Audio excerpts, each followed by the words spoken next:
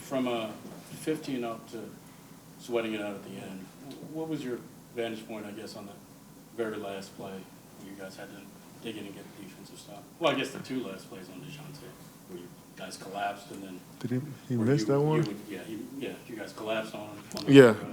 And then you forced a miss three. Yeah, I think, how many points they had that second half? What, 44? That's what I said, yeah. 17 and third. Yeah. 63 in the first. Yeah. Yeah, I think the second half, the whole second half, we were there for each other. We made a couple adjustments on a couple guys, and we was able to execute that and slow them down just a little bit. We were down, 15 at one point. You know, they were hot. This team plays extremely hard against us.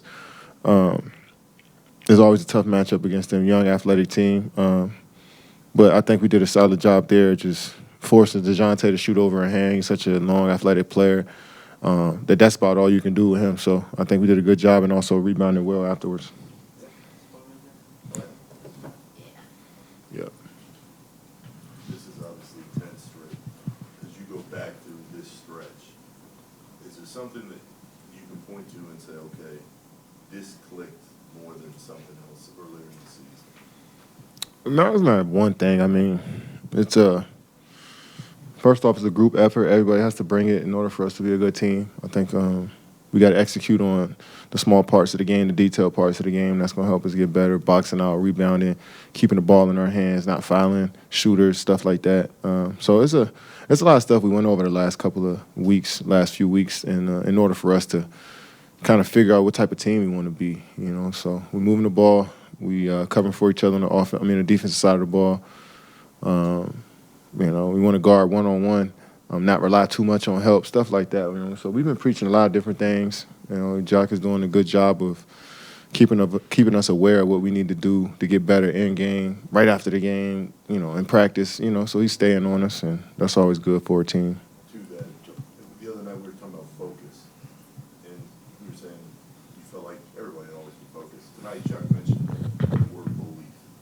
How does that get strengthened within a team over a stretch of time, and you guys have the success that you have? Yeah, I mean, when you follow the game plan, it works. You know, start believing more and more in what we're doing every day. I felt like we didn't have an identity to start the season, and then we started to figure it out as these last few weeks, this last month or so, starting to move. We figuring out our identity as a team, and you know, you walk into every game believing that, all right, if we stick to this template and to this structure that we have, we'll be fine regardless of what goes on in the game. Up and downs, you know, get down big, get up big and lose the lead. I think just knowing what we want to do every time we step on the floor keeps our mind at ease, and we'll have that belief in, you know, whatever Jock tells us. You talked about doing the little things throughout the course of the game. Were you more fired up about your block there than you were about any basket? I was more fired up about I was able to save it. Yeah, the block. And then Yeah, the block was cool, but being able to still recover the ball and get us possession, I think that was the fun part. I don't get a lot of opportunities to like make that, a dirty play like that, you know. So it felt good to get my hands dirty a bit, get on the floor, get a couple floor burns, you know. So that ignites our team. That just deflates their team a little bit. It does a lot. So as much as I can, try to just make plays defensively. I try to do it to change momentum a bit. And B, when Jacques is always professing to the team, we need to rebound, guys need to come back in, guys need to help Nick. When you have a season high in boards like you did, some of them in traffic, does that make it easier for Jacques to kind of profess that message? When he puts on film, he says, our best player's doing this.